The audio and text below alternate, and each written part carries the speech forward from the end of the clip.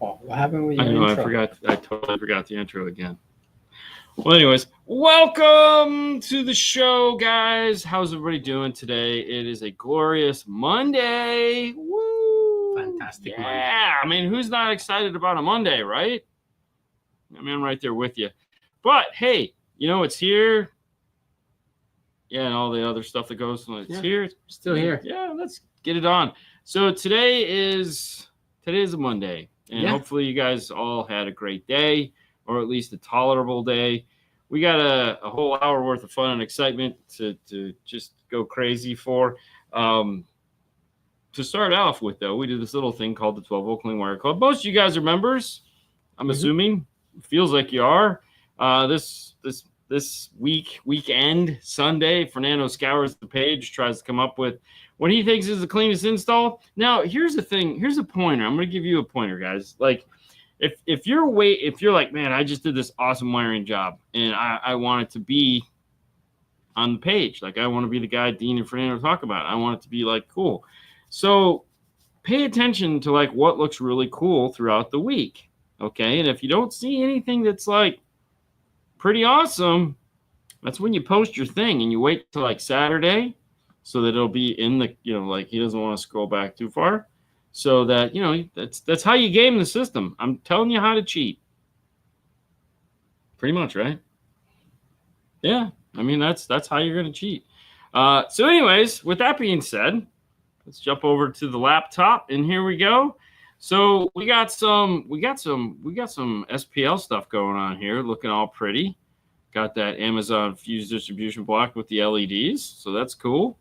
WDX DB drive, man. Is that a DB drive? Uh-huh. Okay, sorry, I was looking at the DB drive. I don't know how I missed that. Anyways, we got 2 amplifiers. We got a plexiglass. We got some holes. We got very nice and tidy wiring. Very nice job. Do we know who this is? Black Audio. What is it? Black Audio. You got your hand on your face. So Black Audio. Thank you. Okay. Yeah, Black Audio LLC. Can't hear you when you're talking like this. Yeah. Yeah, did a fantastic job.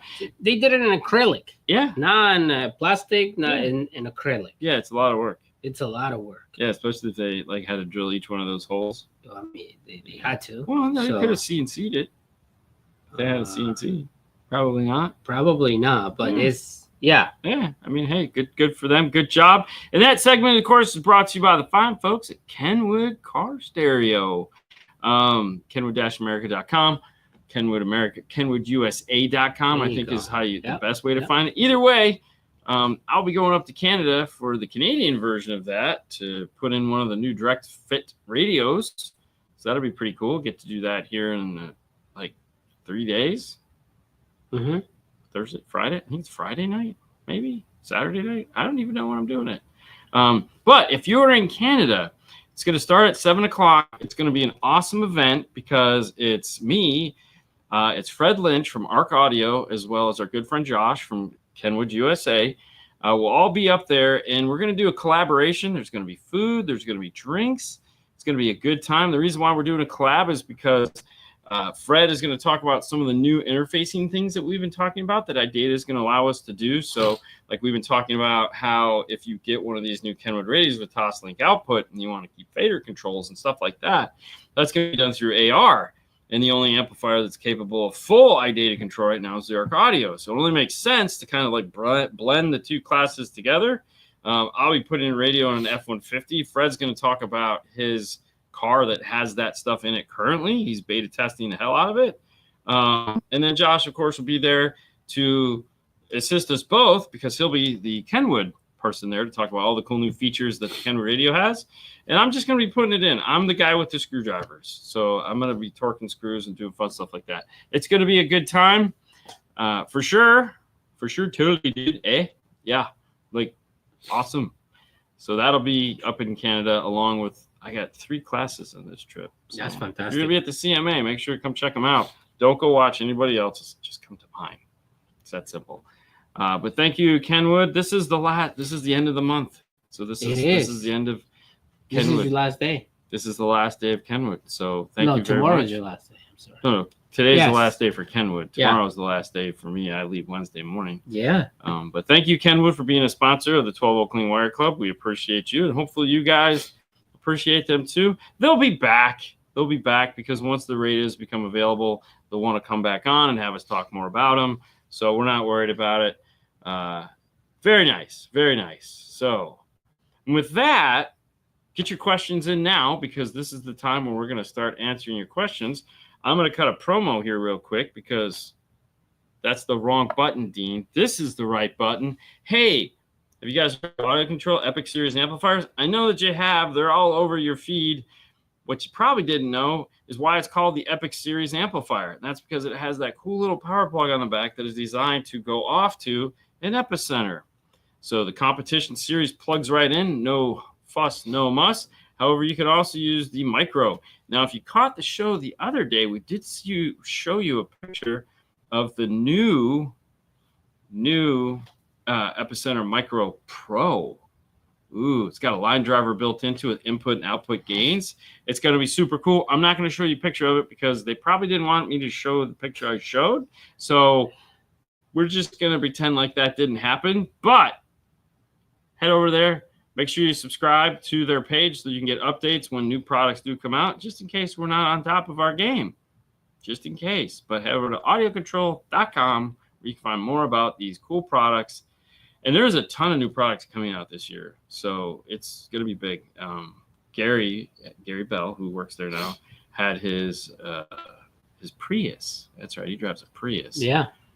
Okay. Anyways, at the MasterTech Expo filled with a bunch of new prototype stuff that was really apparently very enjoyable. So what's AR? Well, it could be an assault rifle, but in this case, it's iData, and it stands for amplifier replacement. So iData makes a couple modules. One is an RR, which is radio replacement. Acronyms, joy.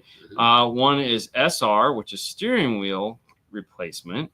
Then they have AR, which is amplifier replacement. You have RR2, which is radio replacement with 2 data bus systems in it, because some cars need that. Ooh, balloons.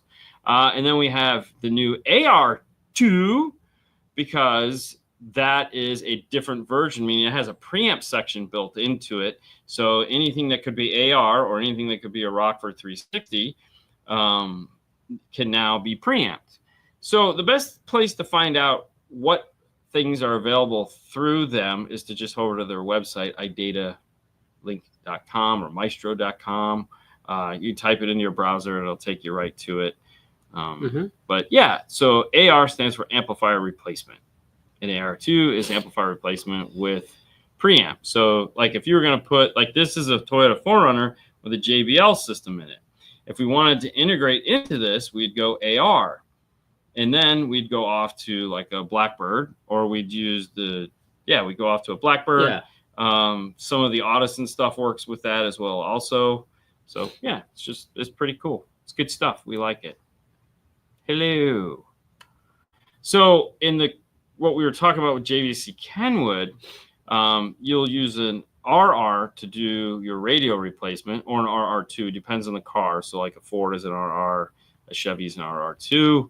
But in order to get some of those advanced features, you're going to need an AR2, or that will give you toslink in and out as well as data out. So you'll come into it, come out of it, data will come out of it, it'll pass through, do all kinds of neat things. So pretty exciting. Very exciting. Hello, Hello, hey, Javier. What's up? Miss you, buddy. Hey, yes. Javier, what was the name of the restaurant that we went? I can't remember.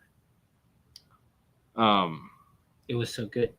I mean, yeah, but that's par for the course. What happened to Illusion Audio? It's a sad story, really. It really is a sad story. So, Orca, the distributor for Focal, Moscone, Gladen, who we'll be talking about later, owned Illusion Audio. It was their brand in-house. It was their house brand. It was being made in India, which is fantastic, right? So the people that were making the product decided one day, they woke up and they're like, you know what? We're going to retire. And they're like, right about the time when they were coming out with new products. So they took all of the stuff and they sold it, the manufacturing facility, to another vendor in India. And that vendor, apparently, he hired all the people. They bought all this. They did everything they were supposed to do other than not suck. So the quality control went out the window. And so once Orca finally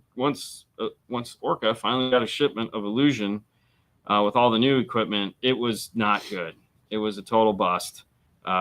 They took it like 8 months longer than they should have, and the product just came like not to the level to which Illusion audio should be made. So at that point, the decision was made to turn it into what it was, an Illusion. Just disappeared, went off into smoke. Now, the good news is there is a new product coming out that will take some of the technologies that they created in Illusion and then take them the next step further, and that is Raven. Now, Raven is a brand that Orca has had mainly for the home side, and they would sell the Raven subwoofer to home manufacturers. Yeah, it was pretty awesome. So, and the technology behind the Raven is just as exciting.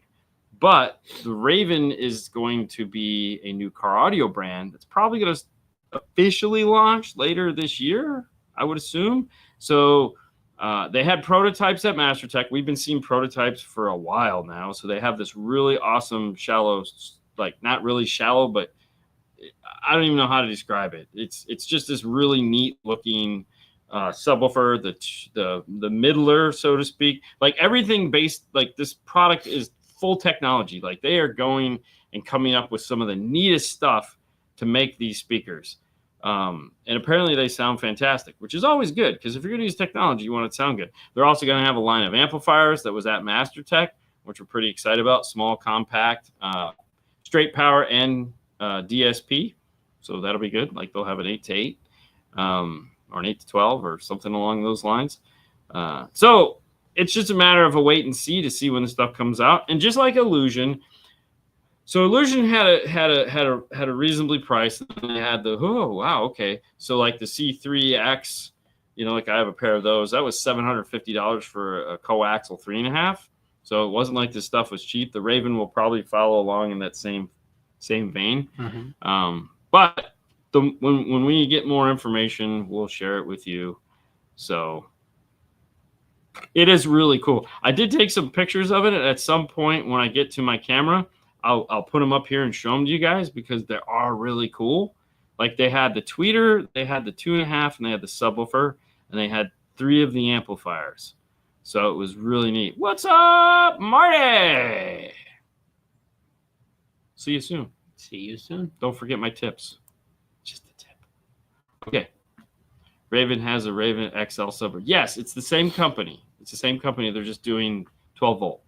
So I have an Epic 5-channel amp. I would love to get one of the new Kenwood DMX 1058 radios. When and where can I get one? Well, right now they don't exist, so you can't get one anywhere because they're not here yet. They're not even in the country.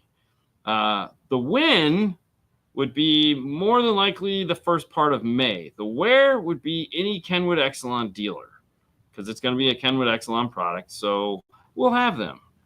So they're coming. They're coming. But, not soon enough, right? Everybody's coming. Like, yeah. So the buzz is cool. They're going to, and I'm pretty sure the first order will just like, oh, geez, what is this? What happened to all the old Carsteria brands? Okay, we'll come back to that one.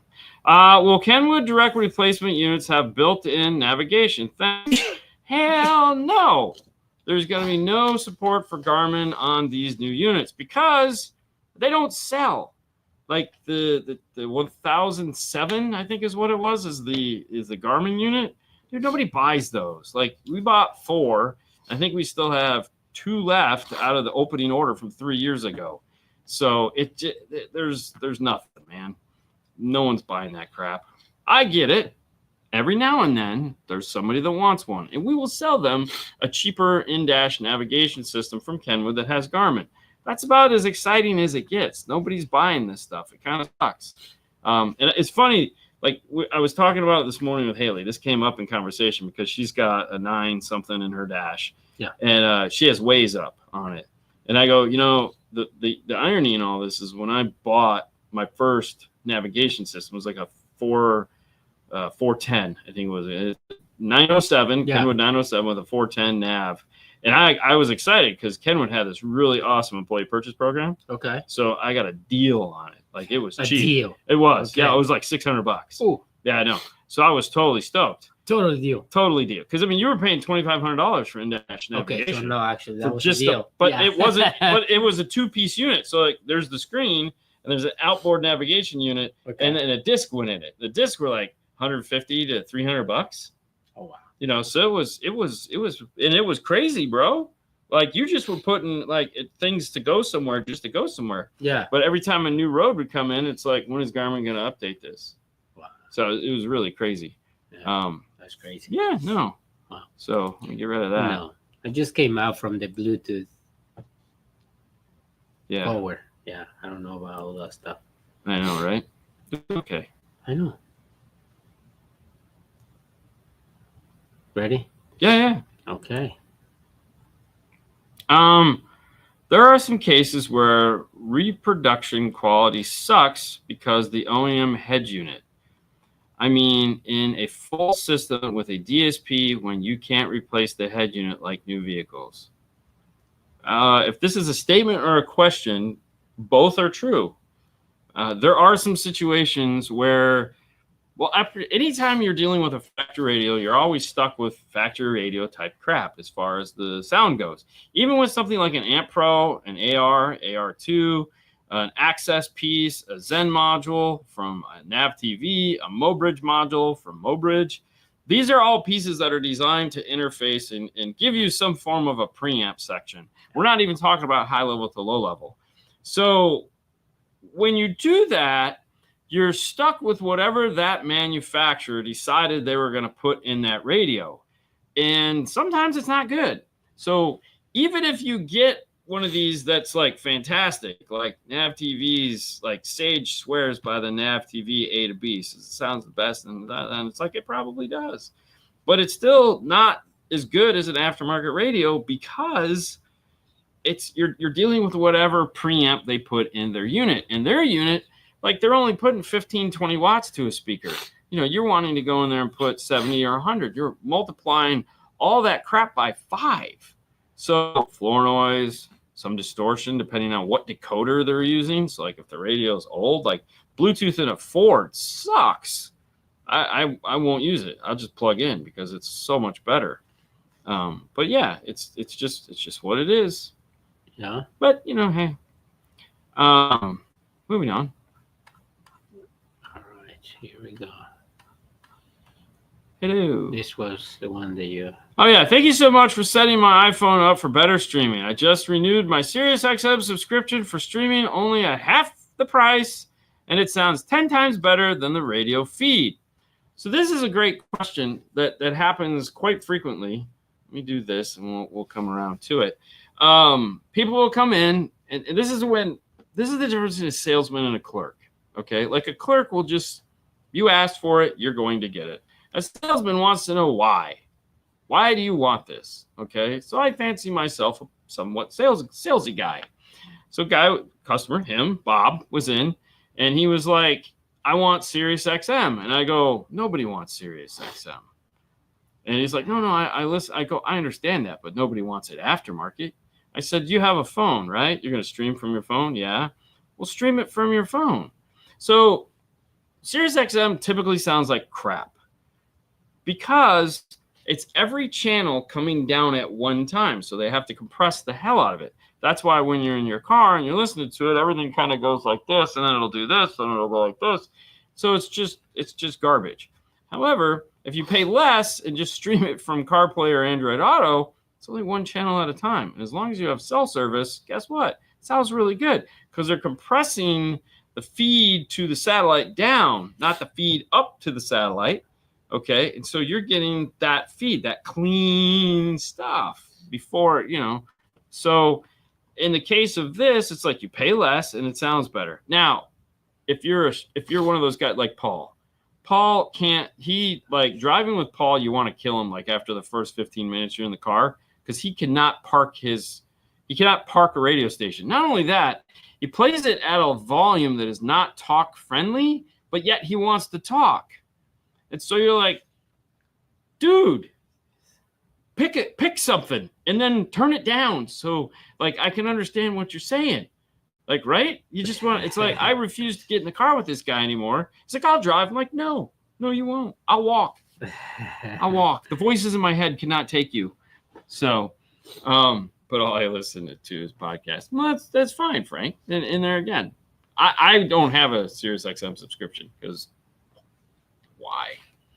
But I get it. There are some cool things on there. So, hey, this next segment is brought to you by the fine folks at focal-america.com. Do you need an awesome set of speakers at many, many price points? If you do, focal-america.com is the place to go and check them out. Focal has all your needs and all your variety of price points, performance needs. So head over there, check them out. You have from Auditor to Utopia and every stop in between. Okay, next question. Okay. Gotta sometimes just keep it sweet.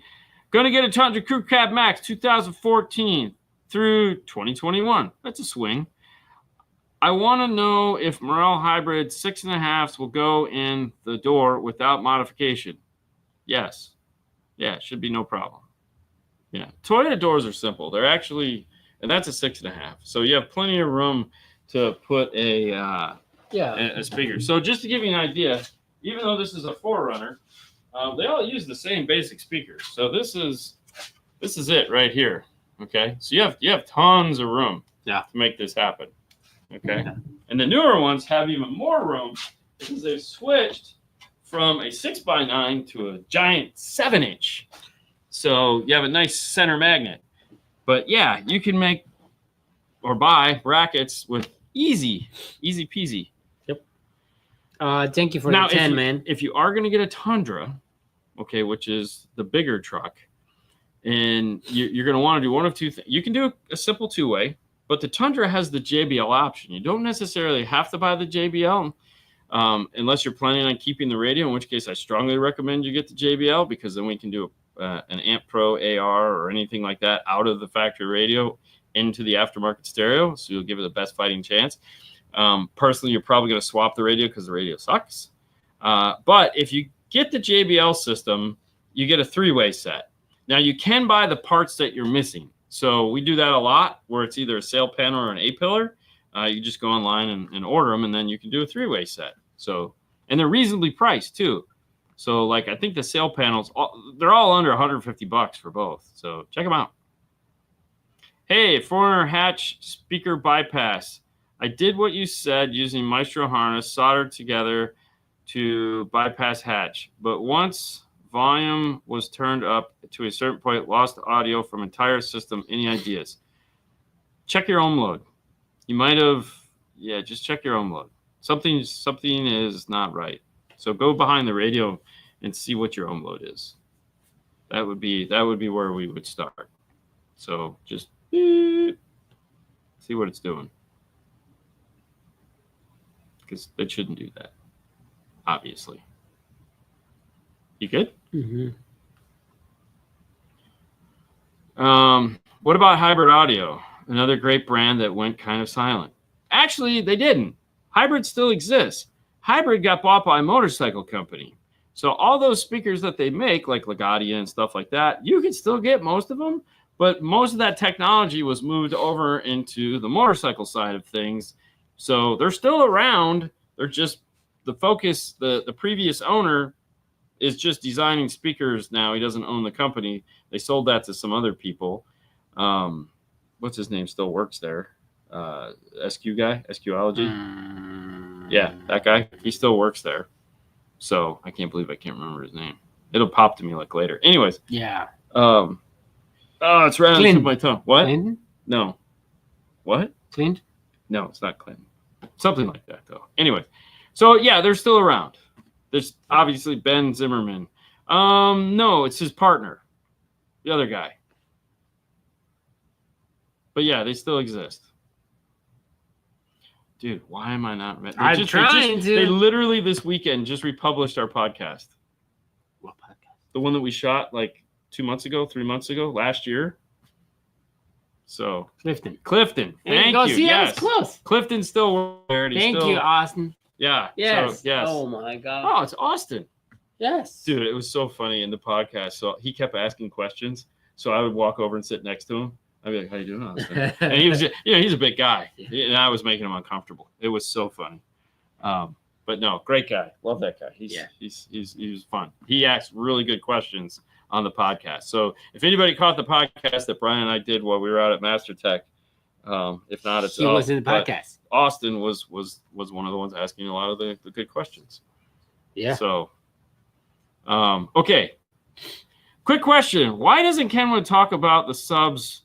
Do they still make them? Here's the thing. Yes, they still make subs. They still make great subs. They have some of my, like their box, their 212s and 112 box that they make, both Exelon and non-Exelon, that do down firing, back firing, come with grills ported. They sound fantastic. Even their shallow mount subwoofer, like there's a fan base for that. Like we don't sell them. We stock them though, because there's a couple dealers in the area that just like love them. Mm-hmm. But yeah, it's one of those things where it's like, that's not their focus, which I think is kind of weird because, like, I get it. Like, their focus is on their head units. They're a Japanese company. There's a mandate that comes down and says, talk about this stuff. And they're also focused on motorcycles here in the U.S. because they're trying to build that thing. But, like, speakers, they got amazing speakers. They got amazing amplifiers. And, yeah, their subs are not, like, they make really nice stuff, all of it. But, yeah, they never talk about their subwoofers because it's just a subwoofer. And it just sounds good. So, and the other thing too is like, think about it for a minute. How are you going to convince somebody to buy that sub? Like, you need to buy a Kenwood subwoofer. Everyone's going to be like, are you crazy? I want XYZ 10 other brands of popular subwoofers. No. So it's like, listen, if you need an affordable subwoofer that sounds good, comes in an enclosure and gives you a 2-year warranty, give us a shot. Otherwise, we're not going to fight it, No, you focus the energy on where the money is. Well, where you stand a chance, right? Yes, of course, on your head units for sure. Yeah. So. All right. How do you feel about shops that don't run everything nice and clean, wires, etc.? I worked at different shops and seen firsthand. Tell me, Dean. How do you feel? Listen. All right. No. You have to say the truth. No. This is the truth. Listen, we all know how picky I am. Okay, like I don't call it OCD because that's not what it is. What is it? I'm picky, and I don't like things that aren't neat, clean, and organized. All right, that's just what it comes down to. So when I see something like that, I go in my brain. I go, they're lazy, or they're just not thinking it through. I don't know, but to me, so what is the right word that you say? I mean, it pisses me off is what it does. So I mean, that's just reality to it. But then again, everybody has their idea of what clean, neat, and tidy is. Okay, not everyone is mine. And as I get older, I learn to accept that there are certain things that I don't need to get caught up in. Like if you do crappy wiring, that's on you, bro. Should you do good wiring? You should at least give it a try. And I also look at it like, for example, you have a 8-year-old, 9-year-old now. Jesus. And I have I take care of a 7-year-old, 6-year-old. Jesus Christ, he just turned 6. Okay. Now, when Haley was a kid, we would have to do homework and you have to draw. Yeah. And she'd be like, I want to draw. There's one thing. She's like, I want to draw a giraffe. I said, cool, let's draw a giraffe together. And so I drew what we were looking at. My giraffe looked like a giraffe. It looked like the picture because how old she was. I'm sure she was between those two ages. So she drew a giraffe that looked nothing like that. But when I said, is this what the picture looks like? And she goes, yeah. And I said, you might need glasses. Yeah, but no, come on, man. It's a kid. I understand that. But my point is to her at that age, it looked fine. Yeah. She was totally cool with it. She understood her abilities more than I did. And I accepted it for what it was. Right. Did I want her to do better? Of course I wanted her to do better because I'm her dad. I want her to do the best that she can. Right. You got to be perfect or at least close to it. It's impossible. So when I see somebody that does crappy wiring, I just go, what? Why? Where did it fall out? And trust me, I could see that stuff from a mile away. It sucks. Yeah. But, it's okay. You just pat them on the back and say, hey, you did good. You want a lollipop? So. I mean, just even when we do radios in here and I just put, zip ties on the microphone or the backup camera or something, he just comes out. He's like, yeah, no, too short or too long or too this. So he got him off and he just put new zip ties in there. So well, it just happens. Dean is not being picky. It's having high standards, brah. Yeah. I mean, they're not really that high. I mean. That's what when I came here for the first time to work and he told me, dude, just do what I need you to do. That's it. We're not going to be friends. You just do what I need you to do and you're not going to get fired. And I say, oh, shoot. Yeah, you're probably going to get fired. I'm going to get fired. Or shops that protect wires only. Oh, yeah. I mean, we talk about this all the time. We do 12 inches of tested tape. And I love that. I mean, that's the only thing you need. Well, yeah, 12 inches. 12 inches. Yeah, exactly. Yeah, you don't need any more than that. Just go there. Anyways. Yeah. Here we go. First hand account. First shop I worked at, the head installer got paid extra by the customers to do the whole system with alarm over a weekend. Big system. Came back sounding like crap. We took it apart, and it was It was crap. Listen, so flying into I hate the phrase, but I'll do it anyways, because flying into the Wayback Machine.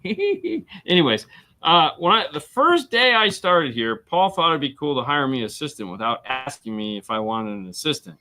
Okay, that's a big mistake because just like a cop detective, when he says, I work alone, I worked alone. I've been working alone for 2 to 3 years at that point, and I wasn't ready to have somebody stand next to me, especially somebody I didn't know and I hadn't educated. And I had to listen to this guy talk for 8 or 9 hours about how good he was and how he'd lost his job because the previous place said he was too good for them. And he believed that shit.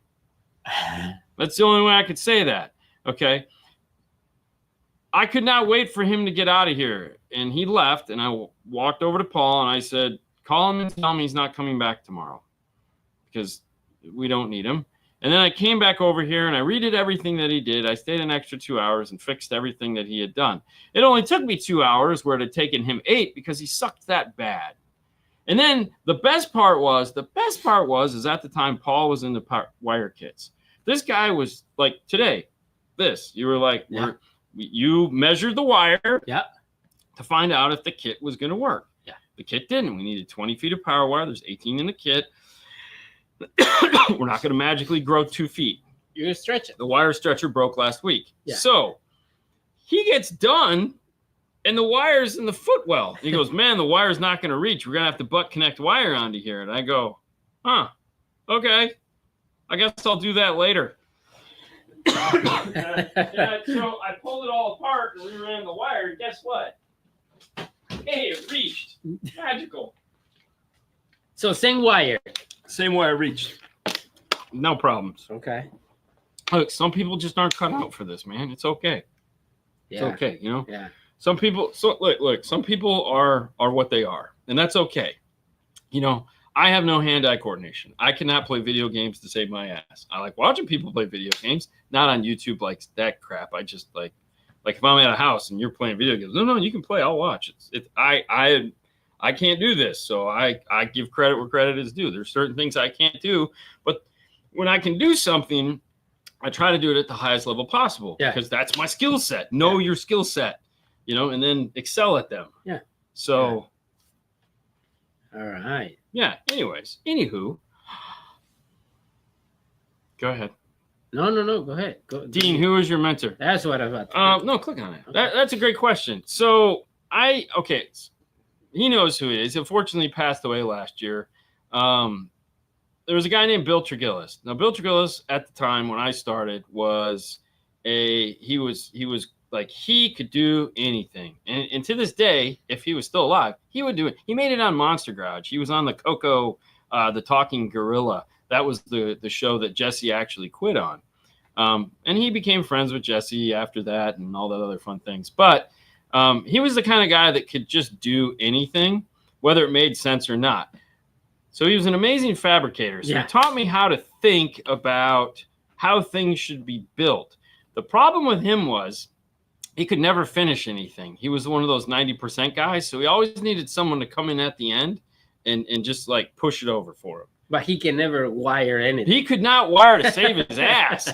And he could not build anything where wires were going to have to run. So we would get done, he would get done with the building, and I'd be like, where am I supposed to run my wires? And he goes, I don't know. And I'd be like, I'm done, dude, bro. like, so, but from a mentor standpoint of view, the angles that he approached things and how things should be put together, that was really where I learned a lot from him. When it comes to the clean wire side of things, I went to college to be an architect. Okay. So that was where that came from, because I liked lines. I liked drawing. I liked that type of thing. That was where my brain has always been. I took some engineering, drawing. And so that was the thing for that. Now, has there been mentors, so to speak? I look up to a lot of people in this industry that just do amazing things.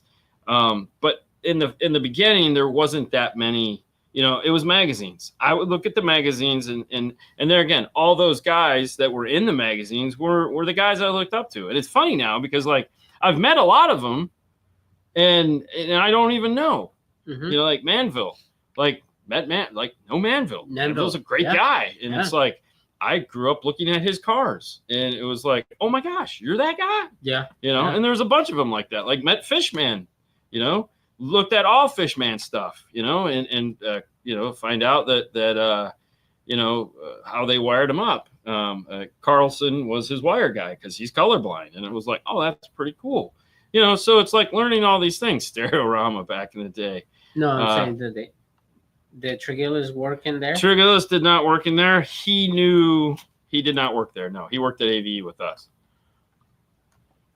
But Trigillis also, after he left AVE, because his wife didn't like him working at AVE because JJ wanted him there 6 days, 6 days all the time. Fukuda, another good one. That guy is fantastic. So didn't know those guys were inspiration because I didn't know who they were, but meeting them and then seeing I was like, oh my gosh, dude, like you're the dude. Mobile Solution Brian was my IRTAT instructor. Yeah. And see there again, like didn't even know that stuff existed. Just kind of parallel courses. So I looked up to Steve Mead. Great guy. Yeah. Got to meet him. Fun guy to hang out with. Really cool dude. Yeah. Different than what he is in front of the audience. Knowing him on a personal level, like we got to was really cool. And so that's fun. That's fun. And like, and I hope that when we meet people and talk to them, they have similar experiences. We have this thing, yeah. It's like, oh my gosh, I got to meet Dean and Fernando, and it's like, or they're like, oh my god, I got to meet Mike Rios, Mike, there he is, with Mike, Dean in the background taking his picture because it's so cool. So, that's good question. Went a little sideways, but thanks anyways. So that's cool. I like that. Yeah. And I love meeting people. I love like I'm so excited to go to the CMA, hang out with those guys, hopefully teach them something. Just the ability to hang out with different people, like meet the industry. A lot of people in the industry is fun. It's fantastic. So you want to click on something? With all the strengths of the 5-star bay, what are the things you still feel you need to improve on? So that's a great question. So we have the 3D printers. We have the lasers, and those are the things that I like to put my time and effort into. Like today, we're building an amp rack for this truck, and Fernando was like, Oscar made these cool amp rack mounts on his 3D printer. What are you going to do? And I'm like, well, that was kind of like the perfect, because I saw a picture of Oscar making an amp rack, but you can have that angle like this, like how my thumb is, like an L, And I'm like, oh, dude, he print a mount to screw on the factory location. So I'm like, that is very cool. So I told Dean, and he's like, okay. And I saw the same pictures too. I just didn't think anything of it. So this shotgun shell looking thing is cool. Is this color because the black ran out in the process, so I had to change it to blue. So this is one of the mounts that holds the back side of the bracket in place. So the reason why it's countersunk like that is because there's a nut that goes in, and so this screws in, and then we used an M5 so that because the factory is an M6, and I want it to thread through, and I don't want to cross thread the M6. So this screws into the amp rack and holds one corner, and then this little guy here, which is this angle piece with a countersunk M5 Allen head screw. So this goes into, there's a bracket in the back that this sits on, and then the amp rack comes up to this and screws into place, because the way the amp rack has to go in is it can't, whoa, and it broke. No, it can't have all these brackets and stuff on it. So, took some time today. I don't know, this one took about 15 minutes to draw, and then this one took like 5 minutes to draw. And then printed them. But it's stuff like this where I think learning the tools, learning how to be more efficient with the tools, and coming up with cool ideas. But, part of the thing is having an idea and then going, what do I do with it? And like you say, you look up into every single people on the car audio. Everybody does different things. So for me, I like to go and look what everybody's doing, and, Yeah, and there again, it's like Fernando's off learning Fusion because I want him to learn Fusion. Fusion is apparently what everyone wants to use. So as long as he learns it, then I don't have to. I can go learn other things. So, which is cool for that. Hey, before we go too deep into this rant, Arc Audio is the sponsor for this. And I wanted to just go over to their website because they've put up this wonderful loader that talks about most of the new products that they have. We have the new PS12 Pro. What? Which is fantastic. We also have the new PS16 Pro. What? That's right, a 16-channel DSP. And then after that, we have the new PS 6.8. This is their new affordable DSP. So this one's coming in at $550. So it's a 6 to 8. That's $550. And of course, the new Copper Series amplifiers that Fernando has. And then of course the new AS speakers. So anyways, do yourself a favor, head over to arcaudio.com and just stroll through the website, see some of the new offerings they have. Yeah. So when you look at like a DSP Mini, and then you look at like a 6 to 8 PS6A, 6.8, they're about the same price. Wow. And you're getting a 6 to 8, plus you're getting DNA software. So it does everything that the 16 channel does, minus the channels. So you have the same software and all that fun and excitement. Right. So that's something to think about. Yeah. Just saying. So check them out for sure. Yeah. Those are the ones I need, right? You do. And the 12 channel. And the 12 channel. Yeah, because you were waiting. So it's out. You can get it now. I am not familiar with CarLink wireless CarPlay adapters. We use a company called rvdfl.com, and that's what I have in my car.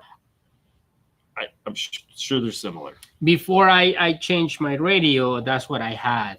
Yeah. To be able to do wireless CarPlay, and they were fantastic. The tech support is always there. So yeah, they do have tech support, which is cool. Yeah. So a lot of these don't, like the Amazon ones don't. So, and I think you can order it directly from their website. They're here in Florida. Yeah. Hence the FL. I saw your video you did for the new Age Mustang. I want to buy those same tweeters. Any chance you would make and sell me the brackets for you guys? No. However, it's nothing personal. I do know who has a set, though, that you can buy. Sage sells them. Yeah, so you can actually go to soundsgoodstereo.com, and they have a set of them for the new Mustang that you can pick up directly from them, and they have different size holes so that you can get the ones you need. So that's soundsgoodstereo.com. Gets a 1087 is the brand, but yeah. We probably reach right now if you were to sell all the speaker brackets and all that stuff. No.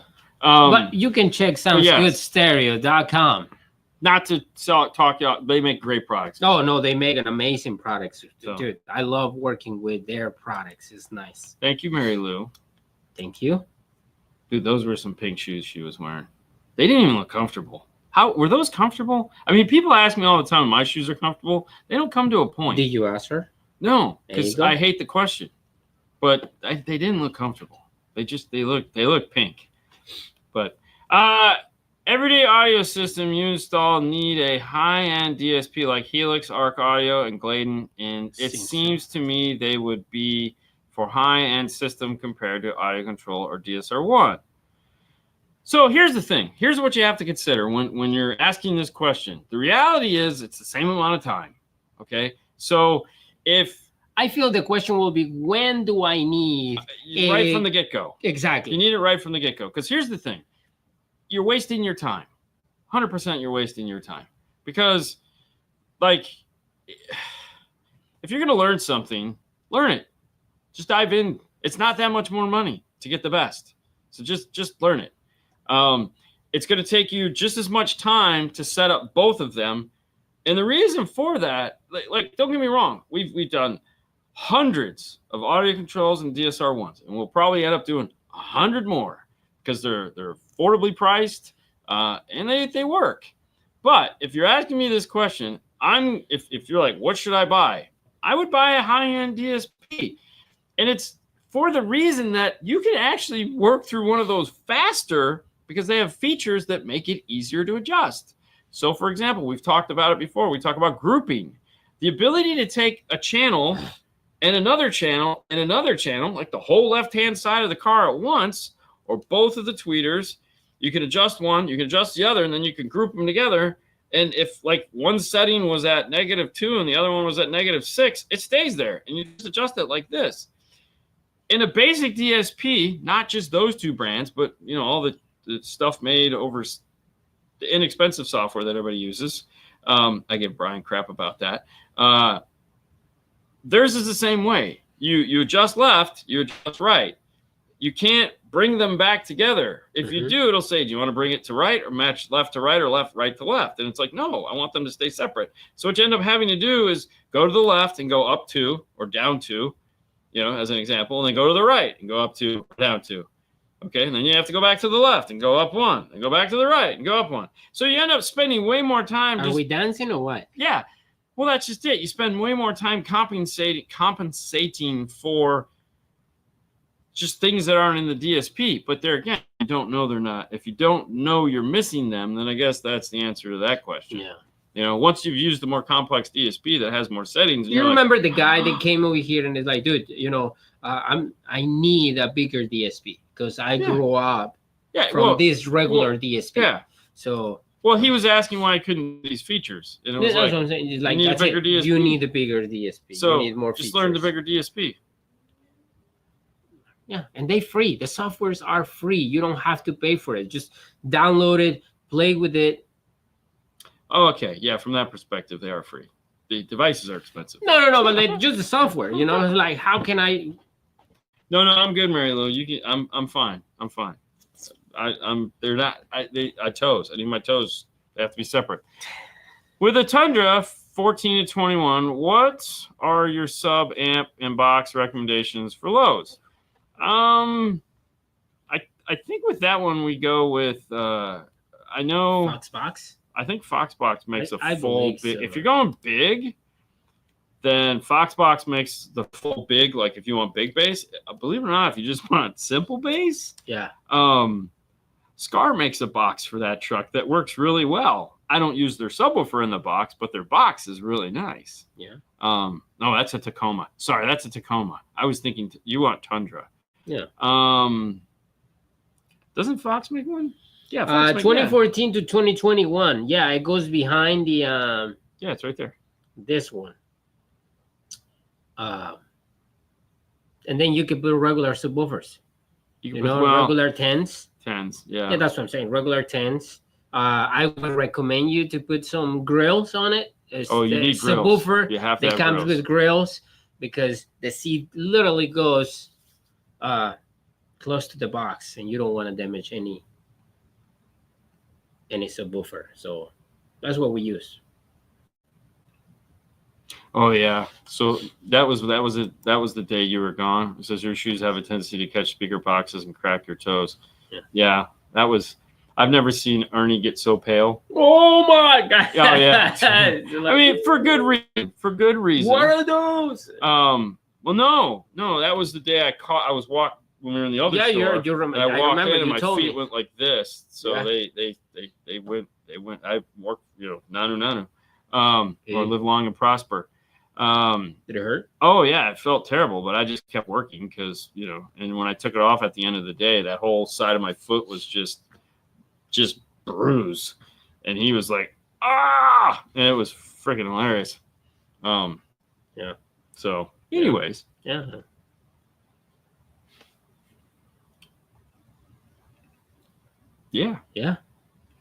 Man, I sold my Fox box when I switched to Kicker Solo box, and good God, I regret doing that.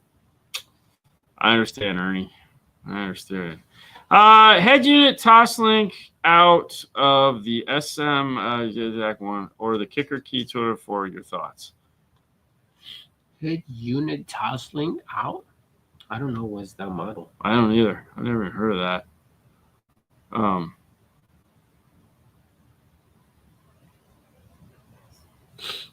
right, let's see. Yeah, you're gonna try. SM. You good? Hang on. But out of control Epic 5. Fantastic. It's a good 5-channel amp. Good price. Jesus Christ. We got those. Boy, I can't wait till we're done with all this, when the CMA is over. Why? So, just because then we'll be done for a couple months, and we can get the backlog of amp dynos and amp unboxings and all that stuff done, because we got a ton of them. Oh, it says Amazon. I don't even know what that is. I think it's like an. Oh, so a DAC to a. All right, so a head unit, Toslink out to that to a Kicker Key 200.4 thoughts.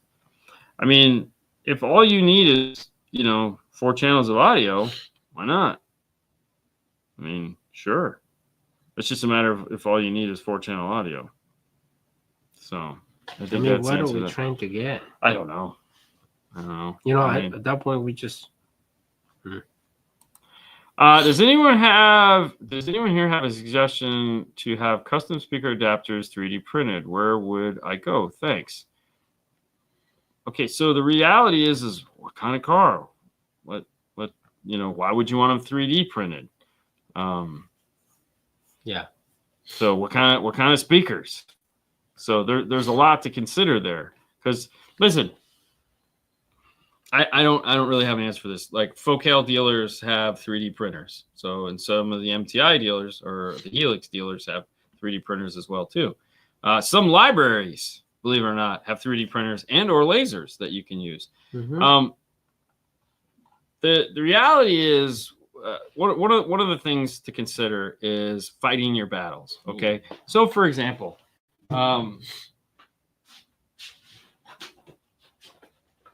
One of the props that we made in our class for Master Tech that I'm going to take to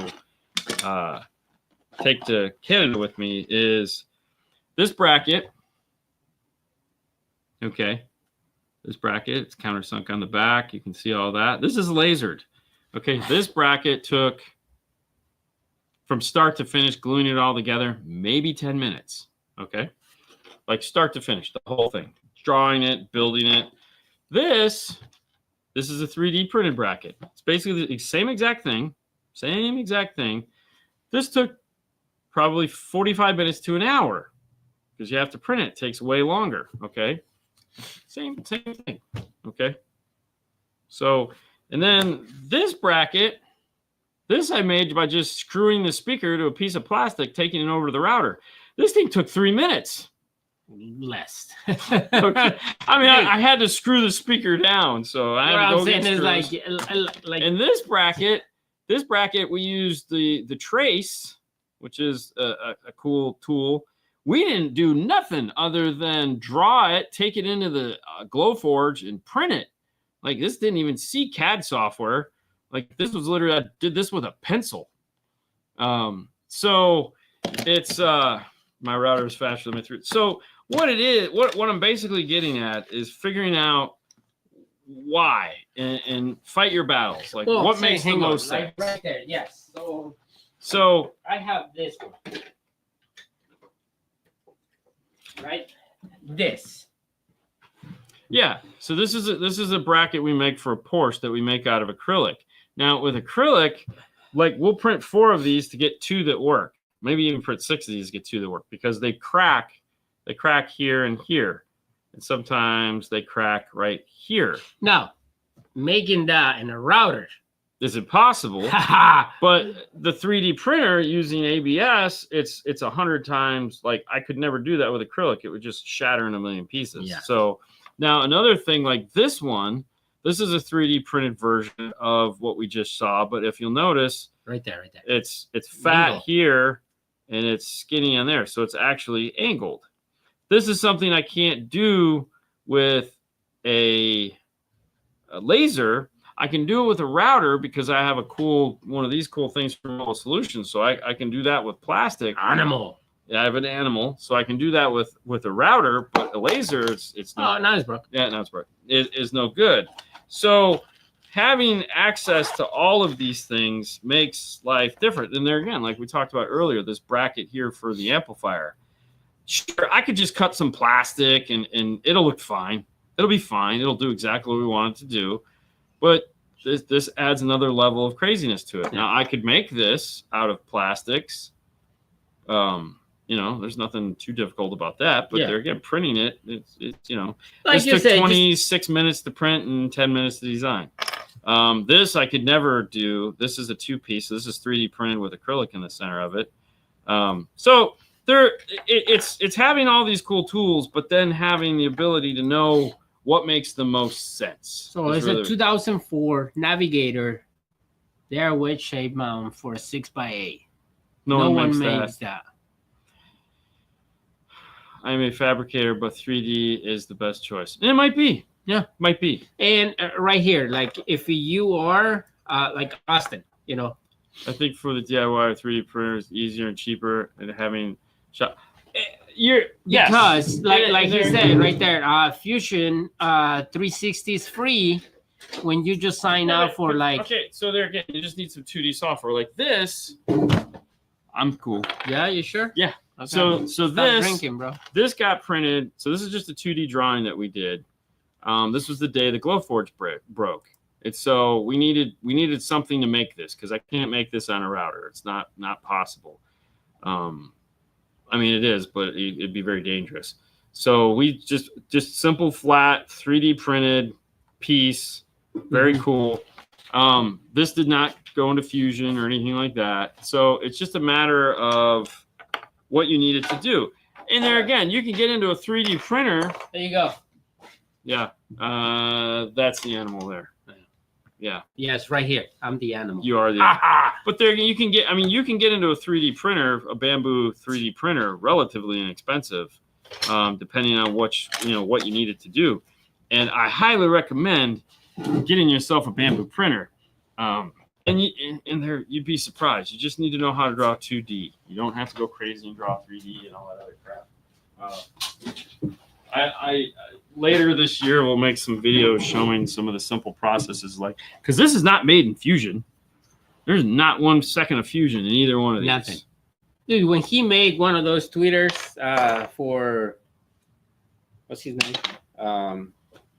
Yeah, I was like, what? 3 circles and 1 square? No, that was what? One circle and 3 squares.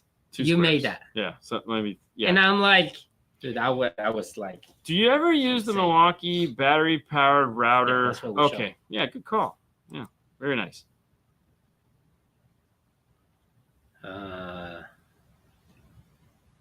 I plan to send Dean and Fernando some ABS molds to play with soon. Oh, nice. Yeah.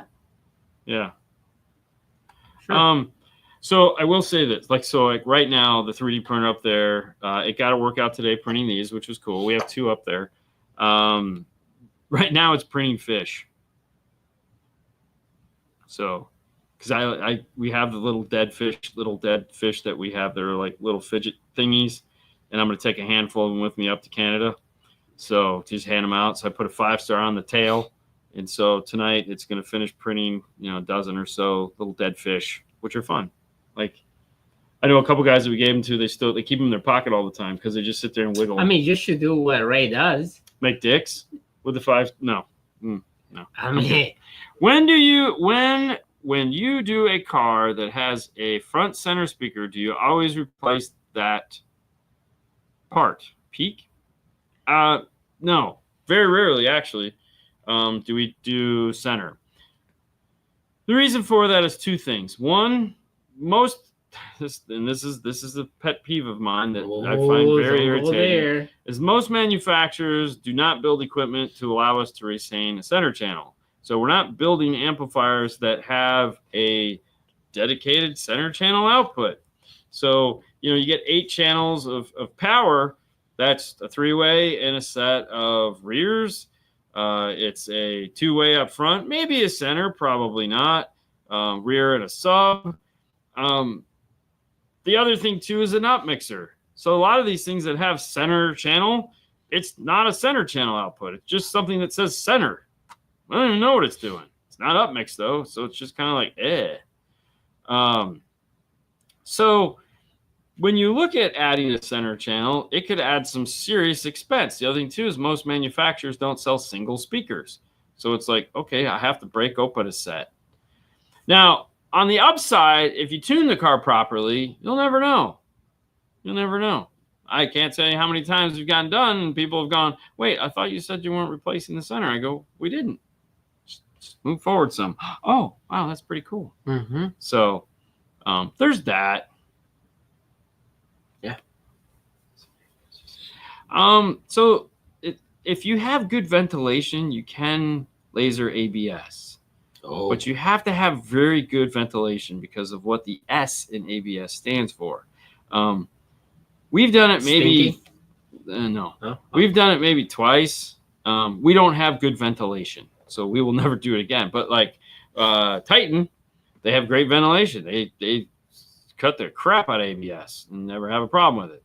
So, Okay, whatever. Yeah. Okay. Probably nothing other than the crossover. I don't know though, but I'm thinking crossover. Need help deciding whether to go with Morel Maximo 3-way components or the Alpine 3-way components. I know the Type R's will fit, but not sure the Morels. The Maximos are pretty universal size. Like they're not overly big. The mid-range is tiny.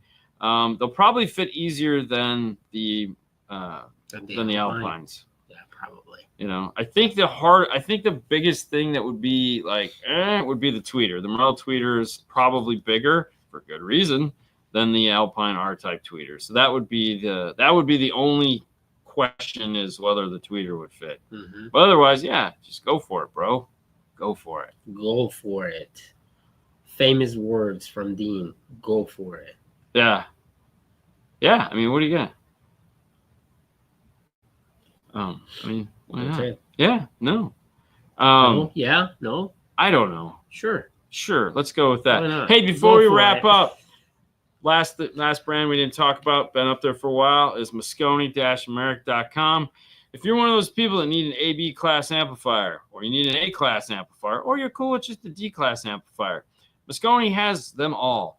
The Pico is the tiniest, most powerful little tiny amplifier with their awesome DSP built into it. Goes all the way up to the Pro Series, which are these bad boys here up on the wall. Yeah. With the 830 DSP built in. There is an Aerospace 812 that they have if you're looking for standalone. But if you're looking for DSP amplifiers, give them a shout out. Mm-hmm. And there again, they also make the Zeros that do not have DSP but are like crazy, like high bias. So, Yeah. not just Canada. But with that being said, I'd like to, of course, go back and thank all our vendors. And, of course, I'd like to thank you, the people in the comments asking these wonderful questions. You guys asked some fantastic questions tonight. I thank you so much because without you, this show would kind of be boring.